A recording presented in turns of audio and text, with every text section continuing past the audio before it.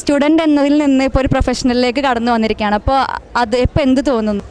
Proud moment ആണ് സത്യം പറഞ്ഞാൽ. ഇങ്ങനെ ഒരു പ്രൊഫഷണൽ കോഴ്സിലേക്ക് എത്തുമ്പോൾ നമുക്ക് ഏറ്റവും ഈ ഫീൽഡിൽ ആവശ്യമെന്ന് പറഞ്ഞാൽ പേഷ്യൻസാണ്. നമുക്കൊരു ക്ഷമ വേണം അവരോട് മിങ്കിൾ ചെയ്താനും അവരുടെ പ്രശ്നങ്ങൾ മനസ്സിലാക്കി അതിനൊരു സൊല്യൂഷൻ പറഞ്ഞു കൊടുക്കാനും. ഇപ്പോൾ എല്ലാവരും എഡ്യൂക്കേറ്റഡ് ആയിട്ടുള്ള ആളുകളൊന്നുമില്ല. അപ്പോൾ നമ്മൾ പഠിക്കുന്നത് തിയറിയാണ്.